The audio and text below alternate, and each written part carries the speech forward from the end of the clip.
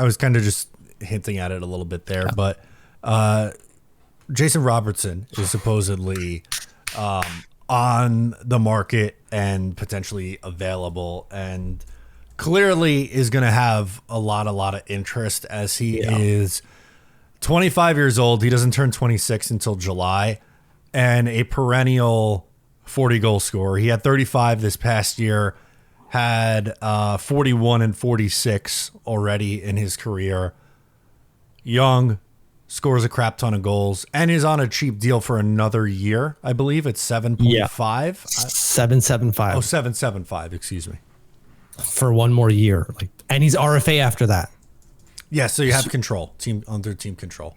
Right? So the noise I was making earlier, everyone who's, to some of you who may not have video, is me tapping my veins, give me all of this. The only problem is going to be, can we meet their value? What do they want? And we don't know what they want. They have, unlike Utah, where it seems that they want a top 6 forward, there's no attachment to Dallas wants right-handed shot defenseman. I mean, hello, that's a glaring issue for them. So something I've said a lot this year is I don't want to trade Noah Dobson just to trade Noah Dobson, but I'm open to the idea of trading him if the right deal comes into place. This would be one of those scenarios, especially if you're taking Matthew Schaefer first overall, because then you have that's your number one defenseman, and you're getting someone who's going to give you 35 plus goals every year under team control. At 25, this is as good of a hockey trade as you can get. They need help on the right hand side. You posted it to me earlier in our WhatsApp discussion, just you and I, saying Cody Ceci was their number one right-handed shot defenseman. That's not a number one. That's not even a number 2 right shot defenseman. No, because they won't. Their 2 best defensemen are lefties, and they don't put them together usually. In Harley Harley and Heiskanen. Exactly, right? So you got, it's just, you need more, they need more than that. So if you can get Noah Dobson, that changes a lot for them, I would imagine. And I think that you can do that trade 1-for-1. Maybe you have to get a little bit more, because Jason Robertson was a 100-point player at one point and a 40-goal scorer, whereas Noah Dobson hit 70 points once. The 50-point defenseman is still good, but 50-point defenseman does not equal 100-point forward. No, and again, you might have to make more of that up, but we're not talking about the first overall pick in this year's draft. We're talking about either another prospect or one of the 2 first rounders from next year, something along those lines. Absolutely, 100%. We could make it work. We could absolutely make the value work if you start with Noah Dobson, and I think we're all open to that. It's not to say that we don't like Noah Dobson. Noah Dobson has his problems. But if you're going for a 1-for-1 trade here, you're going for a hockey trade in terms of acquiring a 40-goal scorer, 100-point player, Jason Robertson, giving up defensive mobility. But you are, as you said earlier, acquiring that defensive mobility in Matthew Schaefer. Maybe not today, because he's going to have to take a year or 2 to get used to it, but you're still acquiring him and you're still bringing him in. You're also saving maybe not a crap ton of money, but you're saving a couple $1 million on the cap in year 1, right? Because Noah Dobson's going to sign for $9 to $10 million, and you're bringing in Robertson at 7.75. Right, money on money. Robertson's probably going to get $10 million on his next contract, but Islanders will have more money coming off the books next year. Things are coming up Millhouse, to quote Mitch's favorite show right there. I don't know how likely it is. But that's one where you go, yeah, I'd be willing to move off of Noah Dobson, because I get the appeal of wanting to keep Dobson and Schaefer and be that's gonna be our top pair for the next decade, and that would be awesome. Sure. Totally, if that's the route they go, totally understand it. But we've talked a lot about the Islanders needing goal scorers, and if they're not going to take Michael Misa number 1, can they trade for a guy who's a point per game player and putting up 40 goals a year?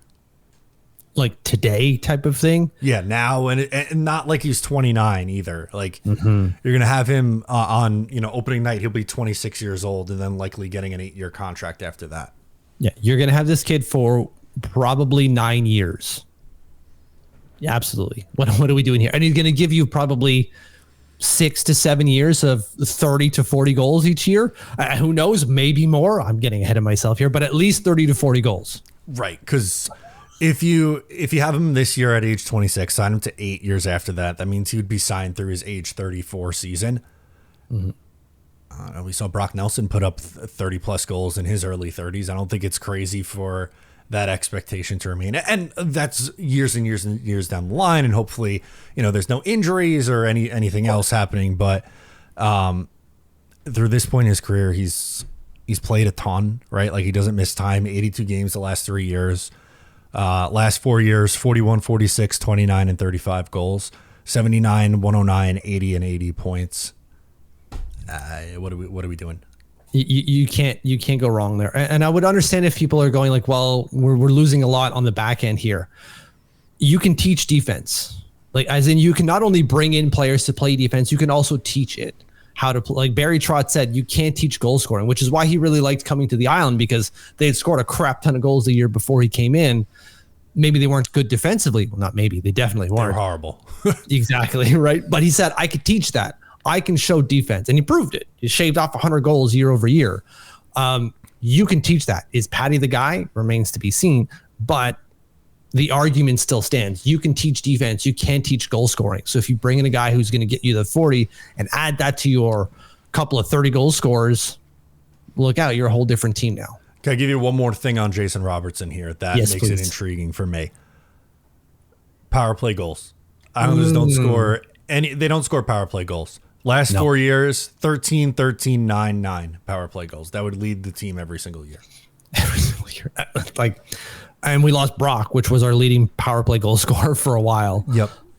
Most years. So yeah, absolutely. Bring him in, please. Of course, who knows if he does that, bringing him into the system, but you're bringing someone with that pedigree, and that's all that matters. Yeah, that'd be exciting.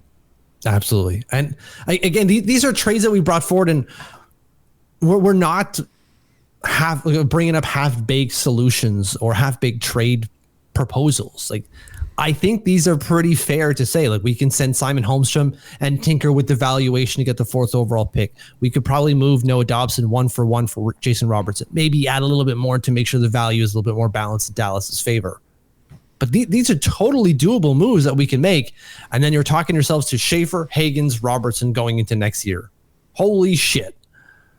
Yeah, that would change a lot. If you do both, right? Like, yeah, both would be, I would start erecting the statue for Matthew Darsh immediately, but I would sign up for even one of those scenarios. Absolutely. Just put the order in for the bronze statue of Matthew Darsh immediately, because if he could pull that off, and again, it's possible, we'll see if he does it. If you like that, make sure to subscribe to Up the Turnpike on Patreon for more exclusive New York Islanders content.